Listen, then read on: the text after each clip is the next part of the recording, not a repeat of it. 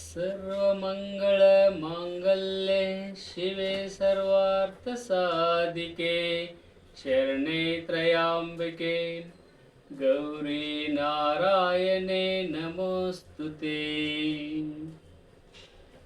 ವಜ್ರಾಸನದಿಂದ ಹೇಗೆ ಹೊರಗೆ ವಾಪಸ್ ಬರೋದು, ವಜ್ರಾಸನ ಮಾಡೋದ್ರಿಂದ ನಮಗೆ ಎಷ್ಟು ಉಪಯೋಗ ಇದೆ, ಏನೇನು ಉಪಯೋಗ ಇದೆ, ವಜ್ರಾಸನವನ್ನು ಯಾರು ಮಾಡಬೇಕು ಯಾರು ಮಾಡಬಾರ್ದು ಅನ್ನೋದನ್ನು ತಿಳ್ಕೊಳ್ಳೋಣ.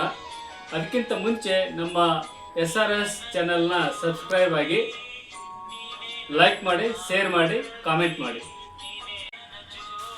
ಹಸ್ತದಲ್ಲಿ ಹೆಬ್ಬೆರಳನ್ನು ಹಾಕಿ 4 ಬೆರಳನ್ನು ಮಡಚಿ ಉಂಗುರ ಇಡುವ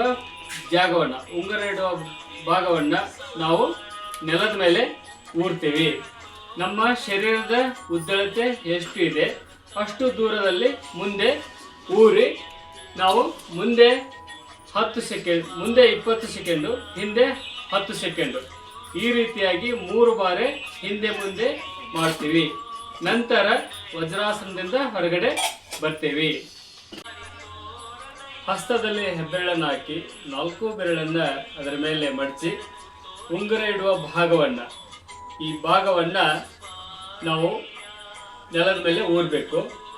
ಮುಂದೆ 20 ಸೆಕೆಂಡು, ಹಿಂದೆ 10 ಸೆಕೆಂಡು, ಹೀಗೆ ಈ ರೀತಿಯಾಗಿ 3 ಸಾರಿ ಮಾಡಬೇಕು.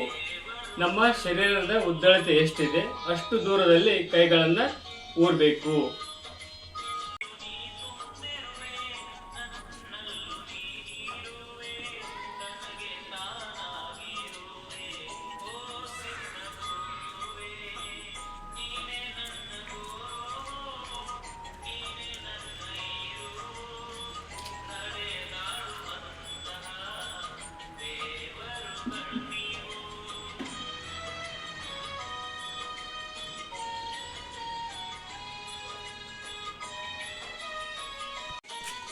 ಮುಂದೆ 20 ಸೆಕೆಂಡು, ಹಿಂದೆ 10 ಸೆಕೆಂಡು, ಹೀಗೆ 3 ಬಾರಿ ಮಾಡಿ ಆದ ಮೇಲೆ ನಮ್ಮ ಎಡಗಡೆ ಅಥವಾ ಬಲಗಡೆ ಕೈಯನ್ನು ಊರಿ ನೆಲದ ಮೇಲೆ ಒರಗಿ ಈ ರೀತಿಯಾಗಿ ಕುಳಿತುಕೊಳ್ಬೇಕು.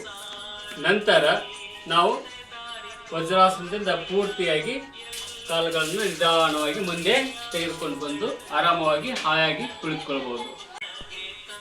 ಇದು ವಜ್ರಾಸನದಿಂದ ಹೊರಗಡೆ ಬರುವಂಥ ವಿಧಾನ.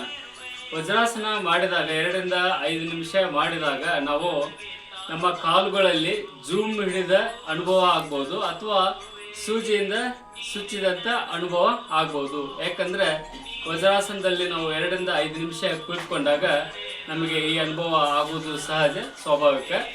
ನಂತರ ನಾವು ವಿಶ್ರಾಂತಿ ತೆಗೆದುಕೊಂಡು ಆರಾಮವಾಗಿ ಹಾಗೆ ಕುಳಿತುಕೊಳ್ಬೋದು. ಇದು ವಜ್ರಾಸನದಿಂದ ಹೊರಗಡೆ ಬರುವಂಥ ವಿಧಾನ.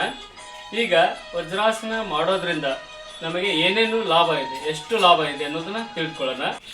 ವಜ್ರಾಸನವನ್ನು ಮಾಡೋದ್ರಿಂದ ನಮಗೆ ಜ್ವರ ಬರೋದಿಲ್ಲ. ಯಾರು ವಜ್ರಾಸನವನ್ನು ಮಾಡ್ತಾರೋ ಅವರಿಗೆ ಜ್ವರ ಖಂಡಿತ ಬರೋದಿಲ್ಲ. ವಜ್ರಾಸನ ಮಾಡೋದ್ರಿಂದ ಪಚನಕ್ರಿಯೆ ಜಾಸ್ತಿ ಆಗುತ್ತೆ, ನಮ್ಮ ಹಸಿವು ಜಾಸ್ತಿ ಆಗುತ್ತೆ. ಯಾರಿಗೆ ಹಸಿವು ಆಗೋದಿಲ್ಲ ಅವರಿಗೆ ಇದು ವಜ್ರಾಸನ ಬಹಳ ಉಪಯುಕ್ತ ಇದೆ. ಇದನ್ನು ಯಾರು ಮಾಡಬೇಕಂದ್ರೆ ಗರ್ಭಿಣಿ ಸ್ತ್ರೀಯರು ಮಾಡ್ಬೋದು, ಸ್ವಾಭಾವಿಕ ಇರುವಂಥ ಎಲ್ಲ ಮಹಿಳೆಯರು ಮತ್ತು ಮಕ್ಕಳು ಮತ್ತು ವೃದ್ಧರು ಸಹ ಇದನ್ನು ಮಾಡಬಹುದು. ಇದನ್ನು ಮಾಡೋದ್ರಿಂದ ಕಾಲುಗಳಲ್ಲಿ ನರಗಳ ಗಂಟಿದ್ದರೆ ಅದು ನಿವಾರಣೆ ಆಗುತ್ತೆ.